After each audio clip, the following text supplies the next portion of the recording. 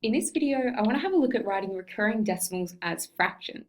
So we have looked before at one method of doing that, but in this video, I want to specifically look at using series to rewrite them.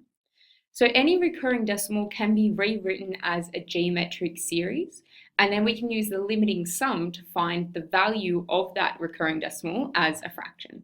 So for example, if we have the decimal 0.24 and the whole 24 is recurring, so that means it would look like 0.242424 on forever.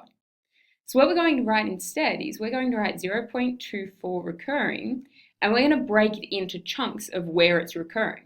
So we're going to have 0.24 plus 0.0024.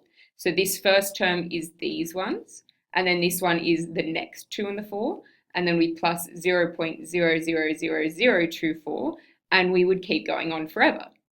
So this is a GP. So our first term, our A, is 0.24. And our ratio, if you're not sure, you can take the second term and divide it by the first term, but it would be 0.01 because it's moving 2 decimal places each time. And then we can use our limiting sums. We know the limiting sum is A over 1 minus R. So in our case, it's going to be 0.24 over 1 minus 0.01. And when you pop that in your calculator and simplify it, you'll end up with 8 over 33.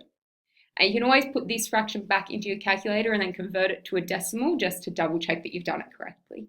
Our second example asks us to write 1.56 as a fraction, but that 6 is recurring, the 1 and the 5 aren't. So what that means is when we write this down, when we break it down like we did the other one, we're going to have that 1.5 on its own, and then we'll break that 6 recurring into our GP. So we'd have 0.06 plus 0.006 plus 0.0006 and so on. So the first 1.5 isn't part of our series, but this chunk is.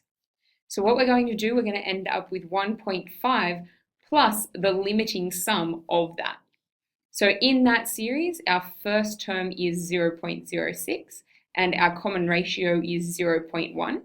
So then when we put that in our formula, we'd have 0.06 over 1 minus 0.1.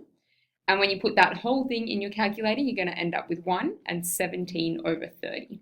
You could write that as an improper fraction if you prefer as well. And again, you can double check that, put that and convert it into a decimal and check that you do get this as your answer. So that's another method for converting recurring decimals into fractions.